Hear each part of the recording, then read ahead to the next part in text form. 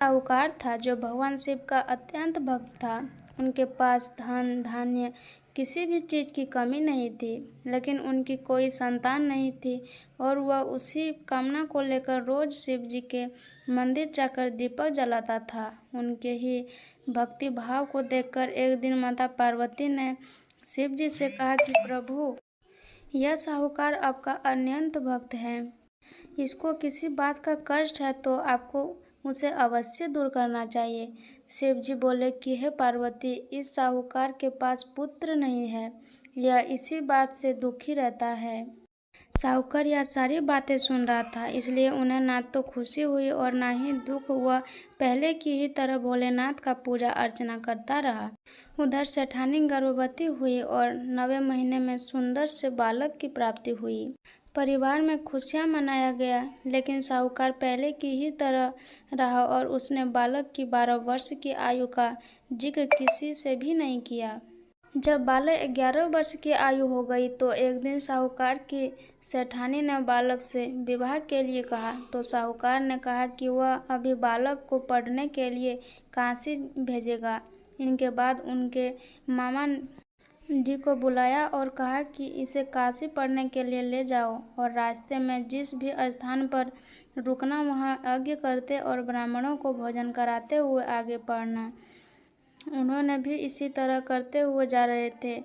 किसी रास्ते में एक राजकुमारी का विवाह था, जिनसे उनका विवाह होना था। वह एक आँख से काना था। तो उनके पिता ने जब अति सुंदर साहूकार के बेटे को देखा तो उनके मन में आया कि क्यों ना इसी को घोड़ी पर बिठाकर शादी के सारे कार्य संपन्न करा लिए जाएं। तो उन्होंने मामा से बात की और कहा कि इनके बदले में वह अथात धन देंगे, तो वही भी राजी हो गए।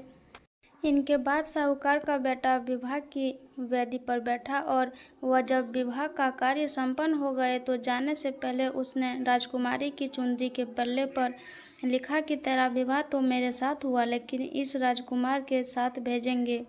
वह तो एक आँख का काना है। जिनके बाद वह अपने मामा के साथ काशी के लिए चला गया। उधर जब राजकुमारी ने अपनी चुंदरी पर देखा लिखा हुआ पाया तो उसने राजकुमार के साथ जाने से मना कर दिया।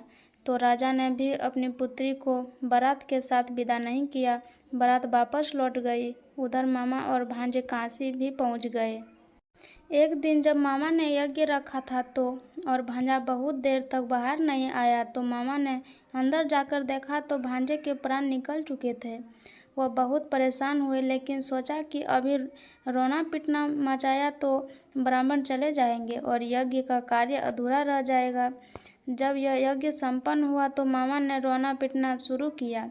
उसी समय शिव पार्वती उधर से जा रहे थे। तो माता पार्वती ने शिव जी से पूछा, हे प्रभु, ये कौन रो रहा है? तभी उन्हें पता चलता है कि यह तो भोलेनाथ के आशीर्वाद से जन्मा साहूकार का पुत्र है।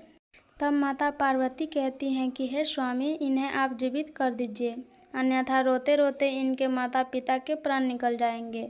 तब भोलेनाथ ने कहा कि हे पार्वती, इनकी आयु इतनी ही थी, सो वह भोग चुका है। लेकिन माँ के बार बार आग्रह करने पर भोलेनाथ ने उसे जीवित कर दिया।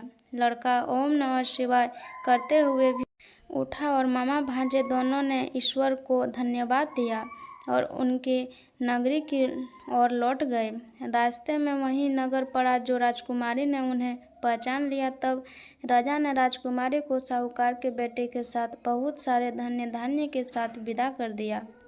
उधर साहूकार और उनकी पत्नी छत पर बैठे हुए थे। उन्होंने यह प्रण कर लिया था कि यदि उनका पुत्र सकुशल ना लौटा तो वह छत से कूदकर अपने प्राण त्याग देंगे।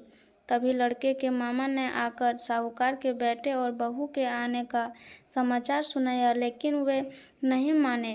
तो मामा ने शपथ पूर्वक कहा। तब दोनों को विश्वास हो गया और वे दोनों अपने बेटे बहू का स्वागत किया। उसी रात साहूकार को स्वप्न में शिवजी ने दर्शन दिया और कहा कि तुम्हारे पूजन से मैं प्रसन्न हुआ। इसी प्रकार जो भी व्यक्ति इस कथा को पढ़ेगा या सुनेगा, उनके समस्त दुख दूर हो जाएंगे और मनोवांछित सभी कामनाओं की पूर्ति होगी।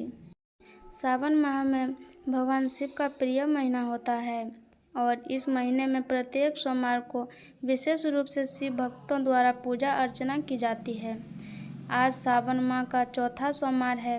सावन का चौथा सोमवार भगवान शिव की विधिवत उपासना के लिए बहुत महत्वपूर्ण माना गया है। इस दिन महादेव के भक्त व्रत रखते हैं, शिवलिंग पर जल दूध बेलपत्र चढ़ाते हैं, फिर भगवान शिव से सुख समृद्धि और मनोकामना की पूर्ति की प्रार्थना करते हैं।